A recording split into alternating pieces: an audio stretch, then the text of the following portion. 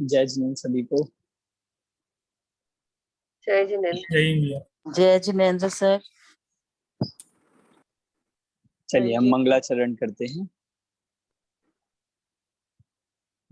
नमो अरिहंताणं नमो सिद्धाणं नमो आर्याणं नमो वज्रायाणं नमो लोये सर्वसाहूणम्।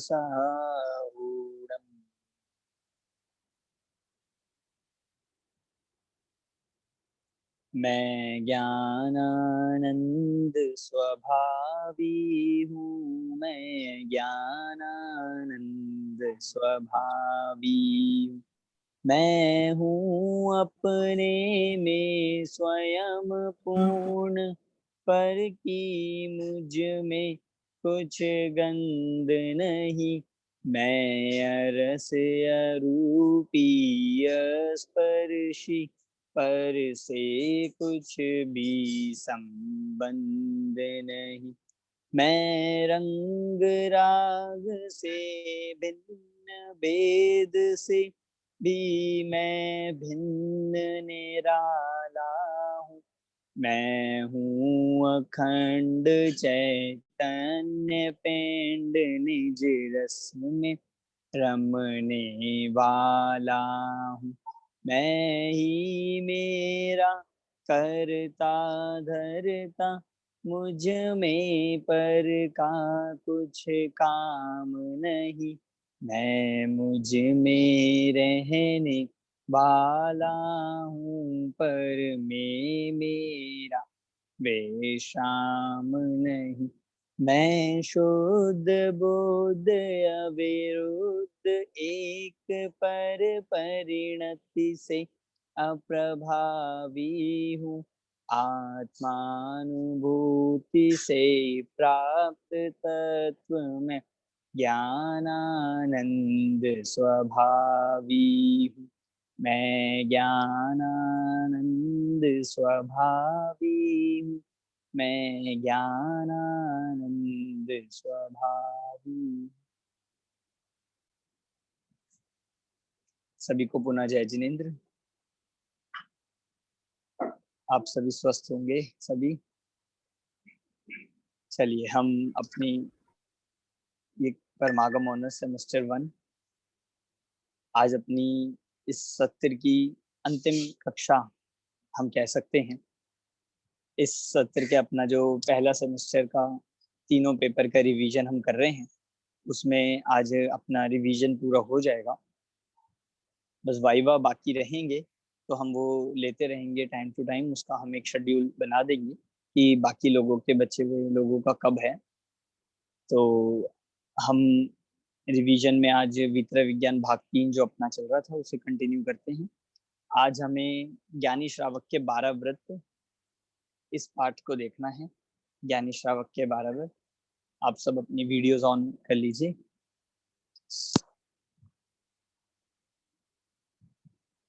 पिछले कक्षा तक हमने मैं कौन हूँ वाले पाठ तक इसकी चर्चा की थी, और बहुत सारी बातें जो इस सेमेस्टर 1 में हमने बेसिक के रूप में समझी है, ये निश्चित रूप से हमें आगे चल के आगे के सेमेस्टर में बहुत ही काम आने वाली है। तो आपको सब ध्यान तो होगा ही, जो जो बातें हमने कोर्स की और एक्स्ट्रा भी पढ़ी है। अब हम यहाँ पे वित्र विज्ञान 3 का ये जो चैप्टर है ज्ञानी श्रावक के 12 व्रत, ये चैप्टर हमने बहुत ही विस्तार से और बहुत आराम से इसको कक्षा के टाइम पे समझा था। आप सभी को ध्यान होगा। अर्पित जी, ज्ञानी श्रावक के 12 व्रत वाले, इसमें हमने बहुत ही आराम से इसको चैप्टर को पढ़ा था। बहुत अच्छी सारी इसमें बातें हमें सीखने के लिए मिली थी, क्योंकि ये चैप्टर अपना चरणान योग का है और बहुत ही प्रैक्टिकल है। क्योंकि जैन धर्म का प्रैक्टिकल हमें देखना हो, कैसे करना है, क्या करना है, तो वो चरणान योग हमें दिखाता है। और चरणान योग क्या है कि जो ज्ञानी हुए, जो हमारे मुनिराज हुए या ज्ञानी श्रावक हुए हैं, और जो भगवंत हुए, उनका आचरण क्या था, उसी का नाम चरणान योग है। उन्हीं के आचरण को ग्रंथों में लिख दिया गया और वही आचरण चरणान योग के ग्रंथ बन गए। तो वही हमें भगवान बनना है, हमें मुनि बनना है, तो हमें उस आचरण को सीखना है, समझना है, अपने जीवन में लाना है, इसीलिए हम ये पढ़ते हैं। तो ज्ञानी कौन है, श्रावक कौन है, व्रत कौन कौन से होते हैं, 12 व्रतों के नाम क्या है और उनका क्या स्वरूप है, ये सारी बातें हमने इसमें देखी थी। आप सभी को ध्यान है? लगभग जो अभी हमारे साथ जुड़ गए हैं ये सब तो आप सब कक्षा में थे ही, और भी जो आपके डाउट होंगे वो हम इसमें लेंगे। चलिए, इसमें जो व्रतों की बात कही है, हम उसी ज्ञानी या उसी श्रावक की बात कर रहे हैं जिसके हमने पिछले भाग में षट आवश्यक पढ़े थे, जिसके हमने पहले अष्ट मूल गुण पढ़े थे। फिर भी अष्ट मूल गुण तो एक बेसिक श्रावक के लिए ही कहे कि जो जैन है, जैन कुल में जन्मा है, जिसको थोड़ा भी जैन धर्म की समझ है, वह अष्ट मूल गुण का पालन तो नियम से करता ही है, करना ही चाहिए। हम लोग भी सब ऐसे ही होंगे कि जिन्होंने आजीवन अष्ट मूल गुण का नियम तो लिया हुआ ही होगा। हम भी जब छोटे थे तो बचपन में ही, मतलब थोड़े जब बड़े हुए 10-15 साल के, जब हम पढ़ने लगे, पाठशाला जाने लगे, तो सबसे पहला नियम हमें भी जो दिलाया गया, जो हमने लिया, वो ये अष्ट मूल गुण का ही आजीवन नियम लिया। और अष्ट मूल गुण में क्या क्या है ये हमने तभी अब समझा था, बाल बोध भाग 3 में आया था। फिर ज्ञानी श्रावक के षट आवश्यक आए। अब श्रावक के ही बारे में और देख रहे हैं। पहले तो सामान्य श्रावक की बात थी, अब बात कर रहे ज्ञानी श्रावक। या कौन से ज्ञानी की बात है रोहन जी? ज्ञानी तो बहुत सारे हो सकते हैं। सम्यक दृष्टि जी। सम्यक दृष्टि, और सम्यक दृष्टि में भी पंचम गुण स्थान वर्ती उसे श्रावक कहा जाए। देखिए, ज्ञानी हम केवल ज्ञानी को भी कहते हैं, ज्ञानी आत्मा को भी कहा जाता है, क्योंकि ज्ञानी मतलब हम आत्मा को जैसे कहेंगे ज्ञानी है, और ये पुद्गल जड़ है, अज्ञान है, अज्ञानी है। केवल ज्ञानी को भी ज्ञानी कहते हैं, सर्वज्ञ भगवान जो है अरिहंत है। पर यहाँ जो ज्ञानी की बात है, ये ज्ञानी है पंचम गुण स्थानवर्ती श्रावक, जिसे हम कहेंगे सम्यक दृष्टि श्रावक। अब इस ज्ञानी का कैसे उसके व्रत होते हैं, देखिए थोड़ा सा हमने तब भी समझा था। चौथा गुण स्थान जो होता है, चौथा गुण स्थान भी ज्ञानी का ही होता है, मतलब सम्यक्त्व का ही होता है। पर चौथे गुण स्थान में इतना है कि चौथे गुण स्थान वर्ती जो श्रावक है, उसके जीवन में सम्यक दर्शन तो है, पर उसके जीवन में अभी व्रत नहीं है। अभी उन्होंने व्रतों का अंगीकार नहीं किया, नियम नहीं लिए, प्रतिमाएं नहीं धारण करी है, अणुव्रत नहीं लिए हैं। तो इसीलिए उस श्रावक को कहा जाता है शास्त्रों में अविरत श्रावक, मतलब अविरत सम्यक दृष्टि हम उसे कहेंगे। ये ध्यान रखना है आपको, नाम आगे बहुत काम आएगा। अविरत सम्यक दृष्टि उसको कहा जाता है। अब यहाँ हम जिसकी बात कर रहे हैं वो उससे एक स्टेप आगे है, मतलब एक गुणस्थान आगे वाला जीव है, जो अविरत नहीं है, जो विरत है, देश विरत है, जिसने एक देश व्रतों को अंगीकार किया है। देखिए, तीन कैटेगरी है, तीन कैटेगरी आप समझिए। एक होता है जो सम्यक दृष्टि है पर उसके जीवन में कोई भी व्रत नहीं है, ठीक है। दूसरे हैं मुनिराज, जो सम्यक दृष्टि है पर जिनके जीवन में पूरे व्रत हैं, सकल व्रती जिनको कहा जाता है। एक तीसरी कैटेगरी जो बीच में आती है इन दोनों के, वो होती है सम्यक दृष्टि भी है, व्रत भी है, पर व्रत अभी संपूर्ण नहीं है, एक देश व्रत है। उसको कहते हैं हम शास्त्रों की भाषा में देश विरत। समझ आया? तीन कैटेगरी कौन कौन सी हो गई सभी को? जिनकी वीडियोस ऑफ है आप ऑन कर लीजिए। हाँ, तो हम थोड़ा सा एक्स्ट्रा ही बता रहा हूँ मैं, क्योंकि ये चैप्टर हमने पढ़ ही लिया है और ये बुक में बात नहीं है, पर हमें ये आगे बहुत काम आएगी। और जगह जगह जब भी हम स्वाध्याय पढ़ते हैं, सुनते हैं, तो वहां पे ये शब्द जो है ये डायरेक्टली यूज कर देते हैं, सीधा सीधा बोलेंगे अविरत सम्यक दृष्टि या देश विरत, तो फिर हम कंफ्यूज हो जाते हैं कि हाँ मतलब क्या है अविरत का, या इसका क्या अर्थ है। तो हमें ध्यान आना चाहिए, ठीक है, समझ? एक है सम्यक दृष्टि पर जिसको कोई व्रत नहीं है, ये होता है चौथे गुण स्थान वर्ती। फिर एक है सम्यक दृष्टि है, मुनि है, जिनके जीवन में सारे व्रत हैं, ये होते हैं छठवें गुण स्थान से आगे। इनके बीच में एक गुण स्थान बचा पांचवा। पांचवा गुण स्थान होता है जो श्रावक सम्यक दृष्टि भी है पर व्रत लिए हैं, व्रत लेने पर भी, पर अभी संपूर्ण व्रत नहीं है, एक देश व्रत है, इसलिए इसको कहते हैं देश व्रत। तो यहाँ जिस हम ज्ञानी श्रावक की बात कर रहे हैं वो पंचम गुणस्थान वर्ती ज्ञानी श्रावक है। ठीक है, इस श्रावक के निश्चय व्रत तो क्या कहा कि अंतरंग में जो कषायों का अभाव हुआ, वास्तव में तो वही व्रत है। और व्यवहार व्रत क्या होगा, जब उन कषायों के अभाव होने पर बाहर में जो भी इसके परिणाम और आचरण होगा वो कहलाएगा व्यवहार व्रत, शुभ भाव रूप जो आचरण होता है। अब इसमें बिल्कुल ये बात आप समझिए, हमने बहुत ही एक्सप्लेन करके इसको क्लास में सीखा था कि अगर अंतरंग में निश्चय व्रत नहीं है, अंतरंग में कषायों का अभाव नहीं है, तो कषाय चौकड़ी के अभाव से शुद्धता नहीं है, तो बाहर में व्रत होने पर भी उनको व्रत नहीं कहा जाए। आशीष जी समझ आ रहे हैं? बाहर में होने पर भी उन्हें व्रत नहीं कहा जाएगा। बाहर के आचरण को व्रत नाम तभी दिया जाता है जब अंतरंग से कषायों का अभाव। आपको समझ आए? इसको आप ऐसे कह सकते हो, अंतरंग से बहिरंग की व्याप्ति है। मतलब अगर अंदर में व्रत है, अंदर में व्रतों के परिणाम है, अंतरंग में अभिप्राय निर्मल है, अभिप्राय भी सच्चा होना चाहिए, कषायों का अभाव होना चाहिए, अगर अंदर में ये है तो बाहर के आचरण को हम जैन धर्म के अनुकूल मतलब व्रत नाम दिया जाएगा। दूसरी तरफ अंदर में यदि कषाय हैं, अंतरंग में शुद्धता नहीं है, तो बाहर में कोई कठोर से कठोर तपस्या भी करे, बाहर में कोई उपवास 10-10 दिन 1-1 महीने का उपवास भी कर ले, तो भी उसको व्रत नाम नहीं दिया जाएगा। देखो यही अंतर है जैन धर्म में और बाकी धर्मों में। आप देखो हमें बाकी हिंदू धर्म में या बाकी धर्मों में भी ऐसे लोग मिलते हैं जो एक पैर पे खड़े होकर तपस्या कर रहे हैं, जो नग्न रहते हैं, जो बहुत परिचय सहते हैं, जो बहुत उपवास कर रहे हैं, ऐसे बहुत लोग मिलते हैं, ऐसे हमने सुने हैं। पर ऐसा होने पर भी उनके व्रतों को या उनके आचरण को सच्चा नहीं कहा, क्योंकि जैन धर्म उल्ट अंदर से बात प्रारंभ करता है। तो यहाँ भी निश्चय व्रत तो अंतरंग की कषाय चौकड़ी का अभाव है, यह हमें बात ध्यान रखनी है। जो आत्मा की शुद्धता प्रकट हुई है अनंतानुबंधी और अप्रत्याख्यान के अभाव में, ये आपको ध्यान होगा, हमने दोनों चीज समझी थी, 4 कषाएं देखी थी, अनंतानुबंधी, अप्रत्याख्यान, प्रत्याख्यान और संधि। हाँ आशीष जी आप। भैया दोनों में से कौन सा बड़ा पुरुषार्थ है, स्वभाव के बल से कषाय को जीत लेना, और या फिर बाहर में व्रत उपवास का जो है उसमें होता है, कई बार नहीं भी हो पाता, तो वो मतलब वो ज्यादा बड़ा पुरुषार्थ है? देखिए पुरुषार्थ तो अंतरंग ही है, सच्चा जो मार्ग है उसे प्राप्त करना यही सबसे बड़ा पुरुषार्थ है। और सच्चा मार्ग अंतरंग से आत्म शुद्धता की प्राप्ति होना ही है।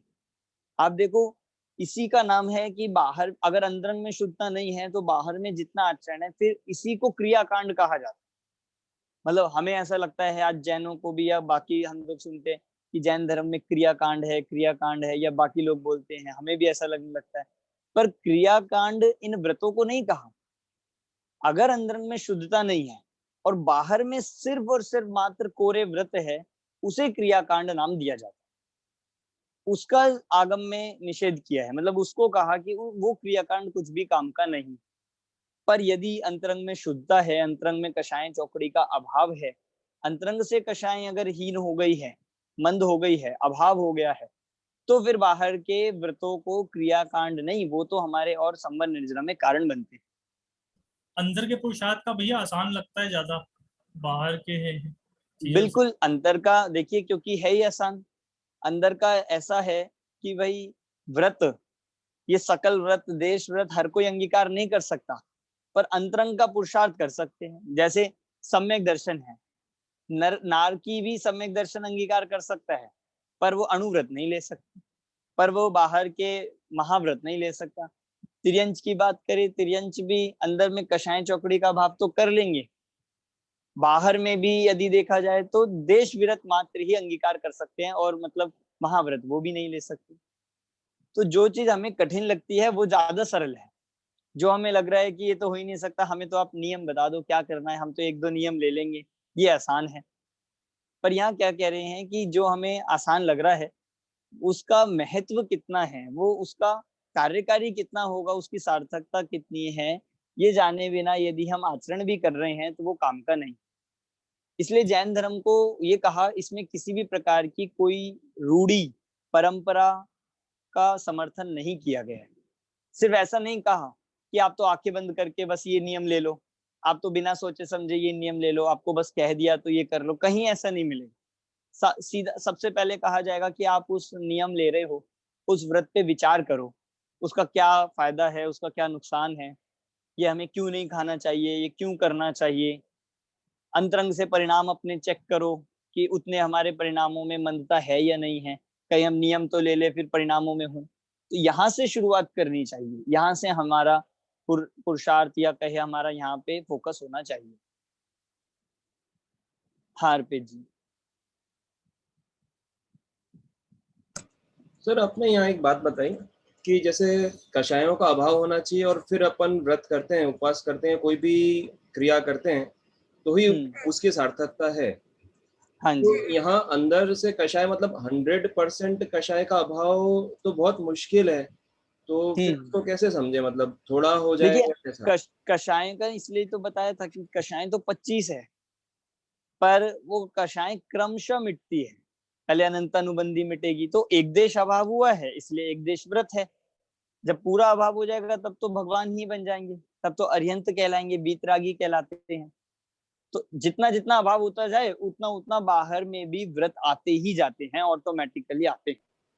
अब देखो आप, अगर हम इसको व्रतों के एंगल से भी देखें, हमें व्रत कष्ट क्यों लगते हैं, हमें नियम कष्टदायक क्यों लगते हैं, जबरदस्ती सा लगता है या मतलब मुश्किल लगते हैं, तो वो मुश्किल इसीलिए लगे क्योंकि अभी अंदर से हमने नहीं स्टार्ट किया। जब अंदर से हमारा मतलब अंतरंग से फोकस होता है, जब हम अंतरंग परिणामों पे ध्यान देते हैं, तो व्रत बिल्कुल सहज हो जाते हैं और बहुत सहज। आप बताओ, मुनिराज हैं, उनके 28 मूल गुण हैं, एक एक का पालन करना है, एक एक का ध्यान रखेंगे तो कितनी टेंशन हो जाएगी उनको। तो अब कौन सा करना है, अब चल रहा हूं तो ये करना है, बोल रहा हूं तो ये करना है, तो सोचते रहते होंगे वो तो पूरे टाइम। बाकी फिर तो उनका और कुछ तो चिंतन ही नहीं चलेगा आत्मा का, तो यही सोचते रहेंगे वो तो, अब कौन सा व्रत शुरू करे, अब कौन सा पूरा करे, अब कैसे रखे, और परेशान नहीं हो जाते होंगे मतलब कि क्या क्या करे। तो देखो उनको यही व्रत चाहे और कठोर से कठोर भी हो तो वो उनको आनंददायी लगते हैं, सहजता से पालन होते हैं। हमें कष्टदायक इसीलिए लगते हैं क्योंकि हमारा ध्यान किस पे, सिर्फ मात्र क्रियाओं पे है। व्रतों के नाम पे भी क्रिया, और व्रत भंग होने के नाम पे भी हमें क्या लगता है, क्रिया भंग हो गई तो व्रत भंग हो गया। पर बात हम अगर देखें, वास्तविक व्रत हमारी कषायों से है। सम्यक दर्शन से निश्चय व्रत शुरू होते हैं, सम्यक दर्शन के बिना व्रत वो नहीं है, उसको बाल व्रत नाम दिया गया है शास्त्रों में। तो सर इसमें अभी हम लोग जो व्रत कर रहे हैं या हाँ जी। मंदिर जा रहे हैं या पूजा कर रहे हैं या उपवास वगैरह कर रहे हैं, तो अभी हमको पता है कि 100% या 70-50% भी कषाय नहीं हुई होगी, तो फिर जो हम लोग कर रहे हैं उसको कैसे, मतलब वो सब नहीं, व्यर्थ वो मानते सब कैसे हैं? करते रहना चाहिए, उसमें उसको करना नहीं करना ये यहाँ पे नहीं बताया जा रहा, पर हमारा ध्यान होना चाहिए हम कषायों के अभाव का प्रयास करें। फिर जो हमारा व्रत चल रहा है वो चलता रहेगा ही, बस उस व्रत का उसकी सार्थकता हो जाएगी, वो तब सच्चा कहलाने लगेगा, उसमें दृढ़ता आ जाएगी, उसका हमें वास्तविक फल प्राप्त होगा, ये चीज हम कह सकते हैं। पर मतलब इसका नाम ये नहीं है कि अभी हमारे अगर अंदरंग कषायों का भाव नहीं है तो जो थोड़े बहुत हमने नियम लिए थे वो भी छोड़ दें। आपने बढ़िया बता दिया ये, हम तो पहले ही कम करते थे, आपने कह दिया कि सम्यक दृष्टि के ही होते हैं तो हम तो चलो अब कल से रात को खाएंगे या ये सब खाएंगे, तो क्योंकि ऐसा भी नहीं समझना है। हाँ, मेरे पूछने का इसलिए था क्योंकि 100% तो छोड़ना कषाय मतलब प्रैक्टिस ही होगा अभी तो। हाँ, पर समझ, यहाँ हम बात कर रहे हैं पहले व्रतों के संबंध में समझ क्या होनी चाहिए, हमारा ज्ञान क्या होना चाहिए। अभी हम उस स्वरूप के लेवल की बात कर रहे हैं, फिर भी आप जब जीवन में लाओगे तो आप अपने अभ्यास के अनुसार व्रतों से करोगे और अपने परिणामों को चेक करोगे, कषायों को देखोगे, उस चीज जिस चीज का हम त्याग कर रहे हैं उसके प्रति आसक्ति छूटी या नहीं छूटी, कम हुई या नहीं हुई, ये आप ही बता सकते हो। बाहर से व्रत ही लिए जाएंगे, दिखेगा व्रतों से ही, पर अपने समझ में ये होना चाहिए कि वास्तव में हमारा फोकस सबसे पहले किस पे होना चाहिए कि हमारे परिणाम, हमारा अभिप्राय सच्चा हो, हम सम्यक दर्शन की प्राप्ति करें, उस पे फोकस रहेगा तो व्रत हमारे सच्चे तभी पालन हो पाएगा। समझ आ रहे हैं सभी को? जिनकी वीडियोस ऑफ है आप सबको भी आप बता सकते हो अपना ऑन करके भी, बाकी मैं मान के चल रहा हूँ कि आपको आ ही रहा है, क्योंकि अपनी बुक में नहीं लिखी है ये बातें, तो इसलिए ये थोड़ा एक्स्ट्रा है पर हमारे लिए बहुत उपयोगी है। ठीक, अब ये 12 व्रत जो होते हैं, 12 व्रतों के नाम कोई बताएगा? 12 व्रतों में क्या क्या आते हैं? चलिए मैं पूछ लेता हूँ किसी से। हाँ रजनी जी। हाँ जी सर, हमारे 12 व्रत में क्या क्या आता है? इसमें एक तो 5 अनुव्रत आते हैं। ठीक है। और 5 अनुव्रत, 3 गुण व्रत और 4 शिक्षा व्रत। ठीक है, बिल्कुल सही है।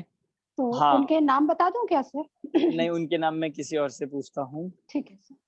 मनीष जी, 5 अनुव्रत के नाम बताइए आप।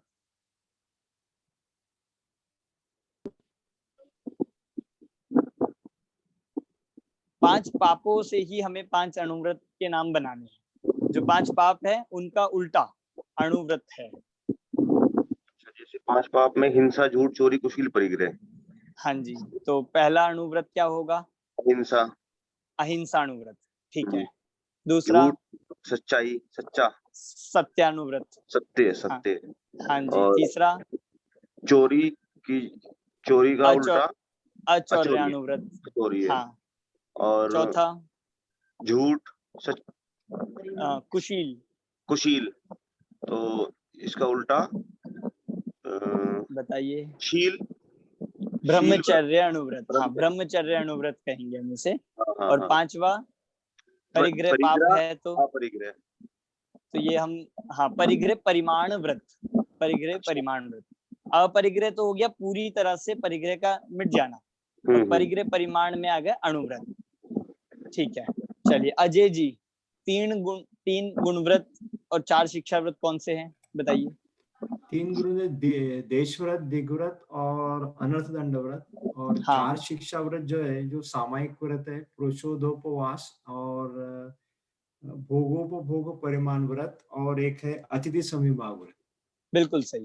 ये नाम हमें सबको बिल्कुल याद होने चाहिए। हम 12 के 12 कोई बता सकता है? किसी को याद हो? वीडियो जिनकी ऑफ है उनमें से? विनीता जी, आईफोन, विनीताज आईफोन, आप बताएंगे? यस भैया, जय जिनेंद्र भैया। हाँ बताइए। 5 अनुव्रत हैं, वो है अहिंसानुव्रत, सत्यानुव्रत, अचौर्यानुव्रत, ब्रह्मचर्यानुव्रत और परिग्रह परिमाण व्रत। हाँ जी। ये 5 अनुव्रत हुए। ठीक और है। 3 गुण व्रत जो है वो है दिग्व्रत, देशव्रत और अनंत दंड व्रत। हाँ, अनर्थ दंड व्रत। हाँ जी। और 4 जो शिक्षा व्रत है वो है सामायिक व्रत, क्रोशोदपवास व्रत, भोगोपभोग परिमाण व्रत और अतिथि संविभाग व्रत। बिल्कुल सही।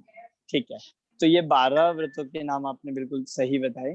तो ये 12 व्रत अपने ज्ञानी श्रावक के 12 व्रत होते हैं। हमने ज्ञानी भी समझ लिया कौन है, और ये निश्चय व्रत और व्यवहार व्रत भी हमें पता लगे।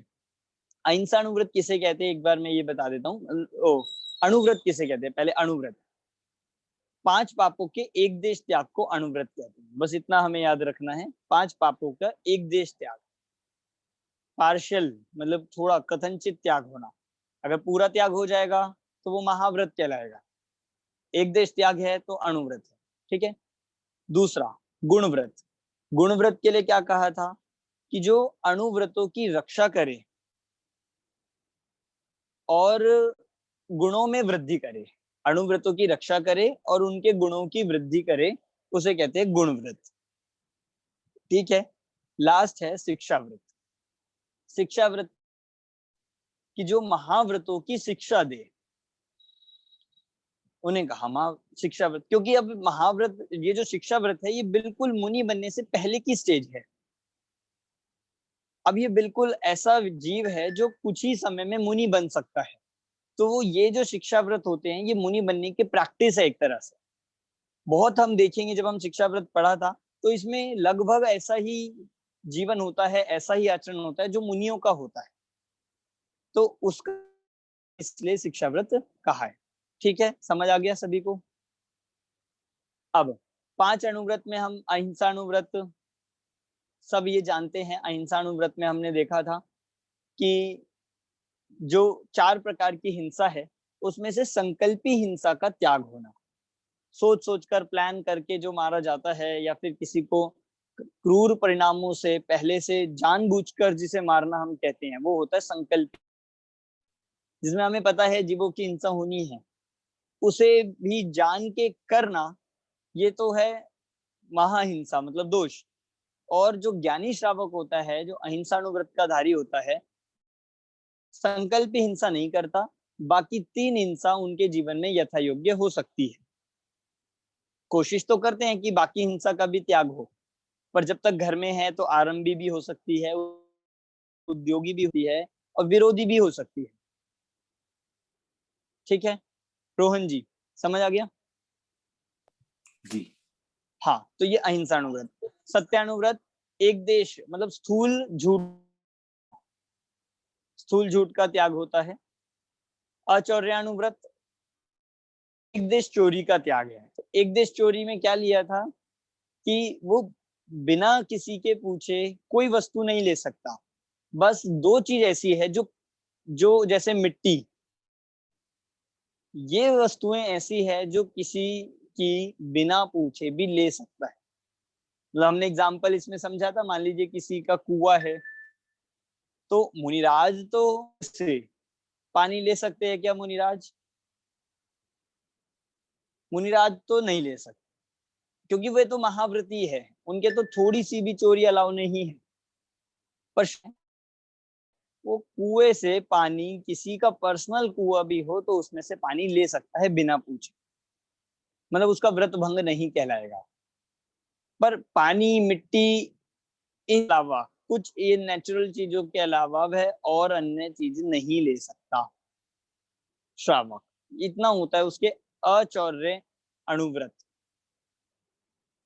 ठीक, फिर था ब्रह्मचर्य अणुव्रत। ब्रह्मचर्य अणुव्रत में था कि यदि विवाहित है तो अपनी स्त्री को छोड़ के अन्य सर्व स्त्री मात्र का त्याग होना, ये ब्रह्मचर्य अणुव्रत है। और दूसरा ब्रह्मचर्य अणुव्रत में इस तरह का भी होता है कि जिन्हें विवाह ही नहीं किया, वो अणुव्रत में चला जाता है। ठीक है, 5वां है परिग्रह परिमाण व्रत। कि परिग्रह मतलब ये सारा हमारा 10 प्रकार का बहिरंग और 14 प्रकार का अंतरंग, जो ये आदि वस्तुएं हैं, इन सबको कहते हैं परिग्रह। इन सब में सीमित कर लेगा जितनी आवश्यकता, मतलब हर चीज में, खाने की चीजें होगी वो सीमित कर लेगा, पहनने की, रखने की, मतलब सब चीजें, गाड़ियां होंगी तो उसे सीमित कर लेगा, प्रॉपर्टी होगी तो उसे सीमित कर लेगा। अपनी आवश्यकता के अनुसार अधिक वस्तुओं का त्याग कर देना, सीमित कर देना, यह है परिग्रह परिमाण व्रत। अब देखिए, इसका कोई पैरामीटर नहीं बनाया गया, क्योंकि आवश्यकता सबकी अलग अलग हो सकती है। बेसिक आवश्यकता को यहाँ पे लिया गया है, मतलब ये नहीं कि बहुत ही ज्यादा अनावश्यक चीजें जोड़े और कहे कि नहीं हमारी आवश्यकता है, उसे नहीं लिया जाएगा। बेसिक जितना हो उतने को, जो जीने के लिए, जो इसको अपने लाइवलीहुड के लिए जितना जरूरी है, जितना आवश्यक है, उतना रख के बाकी का त्याग करना, इस तरह के परिग्रह परिमाण व्रत में लिया जाएगा। हाँ रोहन जी, यहाँ पे क्वेश्चन था, तो लोभ को हम सबसे बड़ा पाप कहते हैं, लेकिन परिग्रह परिमाण व्रत के अंदर, मतलब परिग्रह के अंदर लोभ भी आ जाता है, तो लोभ बड़ा हुआ या? हम ये कह सकते हैं कि परिणामों में देखेंगे हम तो लोभ है सबसे बड़ा, मतलब लोभ कषाय है। उस लोभ के फल में क्या होता है, ये करता है। लोभ का रिजल्ट परिग्रह है। अगर परिग्रह का भी हम कारण देखेंगे तो लोभ है, इसीलिए लोभ को सबसे बड़ा पाप कहा है। नहीं तो इस क्रोध मान माया लोभ मतलब अंतरंग और बहिरंग में आ गया, उसमें एक लोभ है। अब ठीक है, लोभ समझ में आता है कि 10 गुण स्थान तक लोभ रहता है आपके साथ में, इसलिए जाता नहीं है आखिर तक। लेकिन बिल्कुल। लोभ इज लाइक इंक्लूडेड इन परिग्रह। परिग्रह के अंदर लोभ के अलावा भी सब चीजें आती है, तो फिर लोभ को क्यों बड़ा बोला गया, परिग्रह को क्यों नहीं बोला गया? देखिए, लोभ को बोलने का, बड़ा बोलने का कारण सिर्फ इतना है कि ये लोभ के कारण से बाकी पाप भी कर देता है, बाकी पाप भी करे। लोभ के कारण हिंसा भी कर सकता है, लोभ के कारण चोरी भी करते ही है, कुशील भी कर सकता है, झूठ भी बोलेगा, और परिग्रह तो लोभ के कारण से है ही। बस इतना इसमें मतलब समझना है। और लोभ सबसे लास्ट में मिटता है, ये बात हम जानते हैं, तो इसलिए भी सबसे बड़ा उसे लोभ को कहा। लोभ ऐसा है कि ये पाप लगता नहीं है। बहुत सारे पॉइंट्स हम इसमें देख सकते, पाप लगता ही नहीं है लोभ। अब बताइए, लोभ से हम जो परिग्रह जोड़ रहे हैं, स्टैंडर्ड लगता है, हमें जो आजकल स्टेटस लगता है, चीजें लगती है कि आज ये पाप है, इसके पीछे लोभ कारण है, ये हमें कहाँ लगता है? लोभ पाप जैसा लगता ही नहीं। लोभ तो हमें लगता है कि ज्यादा इच्छा होगी, ज्यादा कमाएंगे, ज्यादा पैसे आएंगे, तो ये तो अच्छी बात है, ज्यादा मैं। तो इसलिए लोभ एक ऐसा कहा गया है कि जो पाप जैसा लगता ही नहीं है। ठीक, तो ये 5 थे अणुव्रत। इसके बाद है 3 गुणव्रत। समझ आ रहा है सभी को? कहीं पे आपको डाउट हो तो आप पूछ सकते हो, जिनकी वीडियोस ऑफ है आप लोग भी पूछ सकते हैं। चलिए, हाँ, 3 गुणव्रत। हाँ, यही बात मैं कह रहा था कि लोभ एम्बिशियस जैसा लगता है, कि लोभ होना ऐसा लगता है कि तो बहुत अच्छी बात है, होना चाहिए। इच्छा शक्ति, जिसे लोग बोलते हैं, इच्छा शक्ति होनी चाहिए कमाने की या ये सब करने की, पर वास्तव में इसको सबसे बड़ा पाप कहा गया। चलिए, 3 है गुणव्रत। गुणव्रत के नाम अर्पित जी, 3 गुणव्रत कौन कौन से है बताइए, अनम्यूट।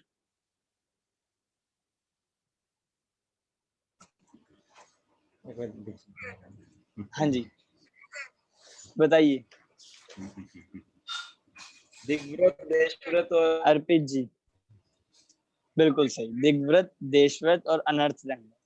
इसमें आपको दिग्व्रत किसे कहते हैं आशीष जी? भैया आसक्ति जैसे घटती दिग जाती है मतलब तो क्या फिर कहा था? चारों दिशाओं हाँ, में, वो 200 दिशाओं में एक मर्यादा बांध लेना कि मैं यहाँ से बाहर नहीं जाऊंगा, जैसे इंडिया, हाँ मतलब 200 दिशाओं की मर्यादा बांधना, यही दिग्व्रत कहलाता है। बिल्कुल बिल्कुल। दिक मतलब होता है दिशा, और दिग्व्रत मतलब यही हुआ कि 10 दिशाओं में अपना आना जाना सीमित कर लेना, अपने गमन को बांध लेना, सीमा में बांध लेना, किलोमीटर से या एरिया से या फिर किसी कंट्री से, किसी स्टेट से, ऐसे लेना। दिग्व्रत जो होता है ये आजीवन होता है, ये आपको बहुत ध्यान रखनी है ये बात। दिग्व्रत आजीवन होगा और 10 दिशाओं में होगा, कि भाई एक बार ले लिया तो के लिए लिया जाता है। इस पे बहुत अच्छे से हमने डिस्कशन किया था, आपको ध्यान होगा कैसे हम ले सकते हैं ये प्रैक्टिकली। दूसरा है देशव्रत। दिग्व्रत के ही अंदर आता है देशव्रत। क्या है देशव्रत की परिभाषा? कि दिग्व्रत में जो मर्यादा ली थी उसको लिमिटेड पीरियड के लिए और लिमिटेड टाइम के लिए और सीमित कर लेना है देशव्रत। जैसे फॉर एग्जाम्पल हमने लिया था कि मैं इंडिया के बाहर नहीं जाऊंगा आजीवन, ये मेरा हो गया दिग्व्रत। फिर मैंने कुछ विशेष दिनों में है, स्टानी का है, कोई पर्व है या कोई पर्व ना भी हो, सामान्य मैंने सोच लिया कि अब मैं इन 10 दिन तक दिल्ली के बाहर तक नहीं जाऊंगा, तो ये मैंने दिग्व्रत में और सीमा बांध ली है देशव्रत। इसमें ये बात ध्यान रखना है, ये किसी ना किसी पर्टिकुलर टाइम पीरियड के लिए ही होता है, आजीवन नहीं होता, इतना सा अंतर है। ठीक है, दिग्व्रत और देशव्रत। अजय जी, आप कुछ पूछ रहे थे?